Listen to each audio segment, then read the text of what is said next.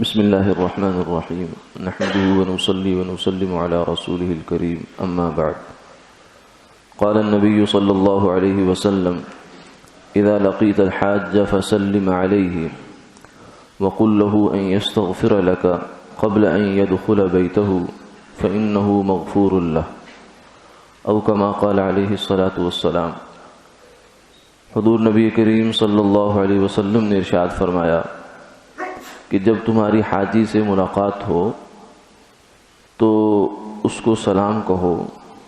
اور اس سے دعائے مغفرت کی درخواست کرو اس کے گھر میں داخل ہونے سے پہلے کیونکہ وہ بخشا ہوا ہے۔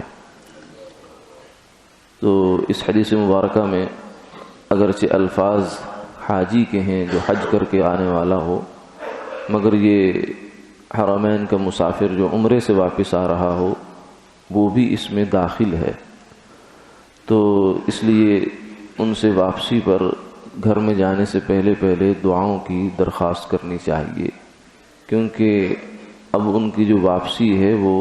کسی اور نسبت سے ہو رہی ہے۔ وہاں کی برکات، وہاں کی جو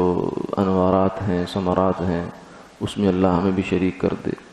تو ہمارے حضرت اقدس مفتی محمود الحسن شاہ صاحب مسعودی دامت برکاتہم العالیہ، جیسا کہ آپ حضرات کو معلوم ہے، عمرے کے سفر سے بحمد اللہ بخیریت واپس تشریف لا چکے ہیں، اور ابھی حضرت یہیں رات قیام فرما تھے۔ ابھی عذر کی وجہ سے جماعت میں مسجد میں تشریف نہیں لا سکے، وہیں سے غرفہ سے کمرے سے جماعت میں شامل ہو گئے۔ تو ابھی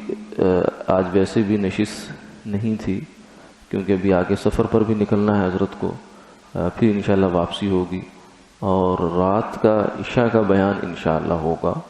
اور کل فجر میں بھی انشاءاللہ زیارت ہوگی، اور پھر حضرت تشریف لے جائیں گے۔ تو ابھی جو ہے وہ ایک ترتیب یہ بھی ممکن ہے کہ اگر فرصت ہوگی حضرت کو کچھ شاید وہ ابھی وضو وغیرہ دوبارہ بنانا تھا، تو ابھی مصافحہ اور سلام ہو جائے گا، اور دعاؤں کی درخواست بھی ہو جائے گی، دعا بھی ہو جائے گی، ورنہ پھر اگر زیادہ انتظار کی ضرورت ہوئی تو پھر انشاءاللہ رات کی مجلس میں، کیونکہ حضرت ابھی قبل ان يدخل بیتہ میں ہے، ابھی اپنے گھر جو تشریف نہیں لے گئے، تو انشاءاللہ کسی بھی وقت اگر دعاؤں کا ہمیں موقع مل جائے گا تو اللہ والوں کی دعائیں ویسے بھی قبولیت کے بہت قریب ہیں، اور پھر اس سفر سے واپسی کی دعا انشاءاللہ وہ بھی، اور وہاں کے سفر میں بھی الحمدللہ یہاں کے احباب، ان کی محبتیں جو ہیں وہ یاد رہیں حضرت کو، اور دعاؤں کا بھی اہتمام ہوتا رہا۔ تو بالخصوص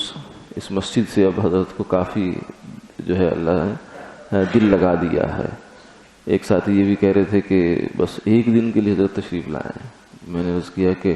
لوگ جو ہیں وہ ایک وقت کے لیے ترستے ہیں کہ بس ہمیں ایک دفعہ وقت مل جائے، آپ حضرات تو بہت خوش نصیب ہیں کہ اتنا طویل قیام، اور پھر یہ بھی اللہ نے ایک ترتیب سلسلہ قائم فرما دیا۔ تو ابھی جیسی بھی ترتیب ہوگی انشاءاللہ اس حساب سے چل لیں گے ساتھی، اور اگر ابھی مسافر اور دعا کی ترتیب ہوتی ہے تو ٹھیک ہے، ورنہ پھر انشاءاللہ عشاء میں تو ہو ہی جائے گا۔ اللہ تعالی ہمیں قدردانی کی توفیق عطا فرما دے۔